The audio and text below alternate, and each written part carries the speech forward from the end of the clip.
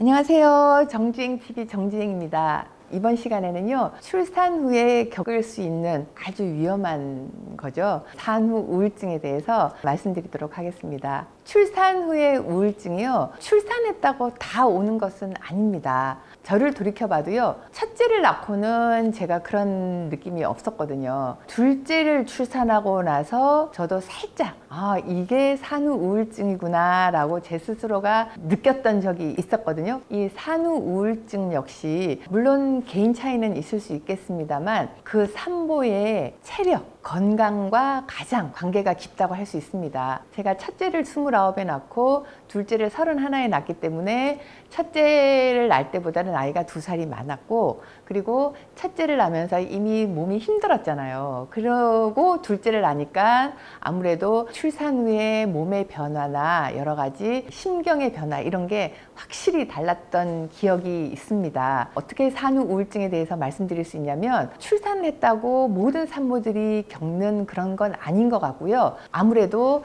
몸이 뭔가 좀 약한 분, 뭔가 임신 출산을 겪으면서 몸이 많이 힘들었던 분, 아니면 원래 몸이 굉장히 약했던 분, 이런 분들이 좀 더 산후 우울증이 올 확률이 높지 않을까라는 그런 생각을 해봅니다. 원래 이제 이 정신적인 질환은요, 한의학적으로 봤을 때 건강한 육체에 건강한 정신이 깃들기 때문에 보통 정신적으로 병약하신 분들은 정신적인 이면에 신체적으로 좀 약한 것을 바탕에 깔고 가는 경우가 굉장히 많이 있거든요. 한의학에서는 산후 우울증이 아니더라도 이런 정신과적인 우울증 쪽에 문제가 생기는 분들은 체력이 많이 떨어져 있는 분들이 거의 대부분이라고 볼 수 있습니다. 겉으로 봐서야 멀쩡하게 보일지 모르지만 겉으로 보이지 않는 부분에 체력이 약하다든지 기력이 떨어져 있다든지 뭔가 약한 분들이 아마 정신적으로도 훨씬 더 약할 수 있기 때문에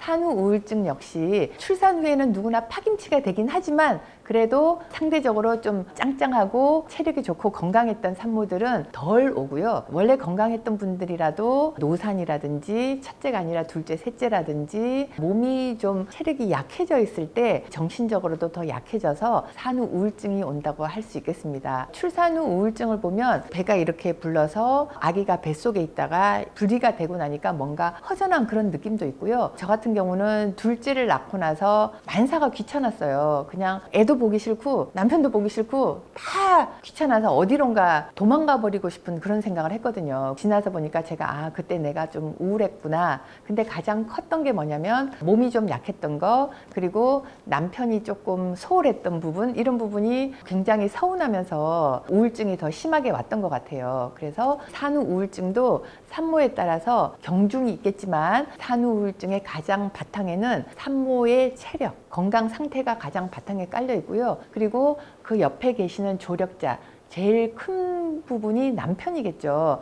남편분이 얼마나 산모의 애정을 갖고 정신적, 육체적으로 잘 보듬어주고 케어를 해주냐에 따라서 우울증이 올 것도 안 오게 할 수 있고요. 우울증이 안 올 수도 있는데 남편 때문에 우울증이 심하게 올 수 있다고 보거든요. 출산 후에 산후 우울증은 산모의 건강 상태가 첫째로 제일 중요하고요. 그 다음으로 중요한 게 바로 남편분의 역할이라고 말씀드릴 수가 있겠습니다. 출산 후에 여러 가지 아기 모유 수유를 하거나 할 때 남편의 도움이 굉장히 필요하거든요. 저 같은 경우도 모유 수유를 하는데 처음에 모유 수유가 원활히 될 때까지는 모유 유방이 땡땡하게 딱딱하게 진짜 돌덩어리 같았어요. 그것을 푸는 데는 산모 혼자서 풀기는 정말 힘들었어요. 저는 처음에는 제가 풀다가요, 어떻게 되냐면 뜨거운 수건으로 시풀을 하고 가슴이 돌덩어리 같아요. 돌덩어리 같으면 아기가 젖을 빨 수도 없고 모유가 원활하게 나오지 않거든요. 그래서 말랑말랑하기 위해서 젖을 짜내고 해야 되는데 산모가 셀프로 자기한테 힘을 주려면 저 같은 경우는 어떻게 했냐면 주먹을 쥐고 가슴을 막 쿵 눌러서 젖을 짜내는데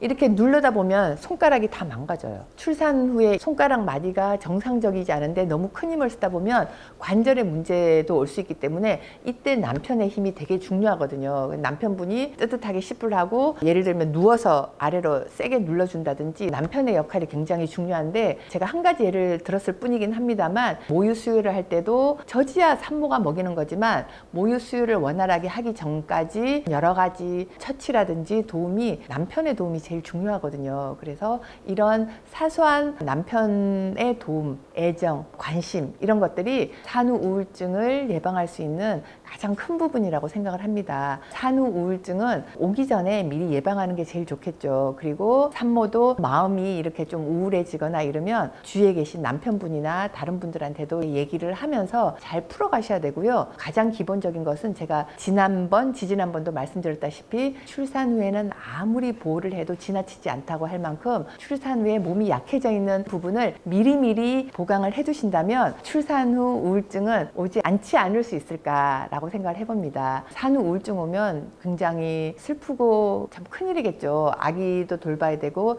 여러 가지 집안에 문제가 생기기 때문에 우울증 오시기 전에 미리미리 남편분이 잘 협조를 하셔서 산모가 몸이 잘 회복될 수 있도록 하셔서 산후 우울증을 극복하고 산후 우울증이 오지 않게 하는 게 더 좋겠죠. 혹시라도 산후 우울증이 왔다 이러면 한방에 오시면 근본적으로 몸이 허한 부분을 보충을 하고요. 꽉 막혀 있는 우울할 때 울자가 울체되어 있다는 그런 뜻이거든요. 그런 막힌 기운이나 이런 것을 이렇게 풀어줄 수 있는 한약도 많이 있거든요. 몸을 체력을 회복하면서 산후 우울증을 풀 수 있는 방법이 있으니까요. 너무 걱정을 하지 마시고 첫째는 안 오는 게 좋겠고요. 둘째 혹시라도 산후 우울증이 살짝이라도 오셨다면 건강을 회복하면서 뭉쳐있는 이런 기운을 풀어줄 수 있는 처치를 받으시면 산후 우울증도 너무 힘들지 않게 극복해 가실 수 있으리라고 봅니다. 너무 걱정하시지 마시고요. 몸을 회복하는데 주안점을 두시고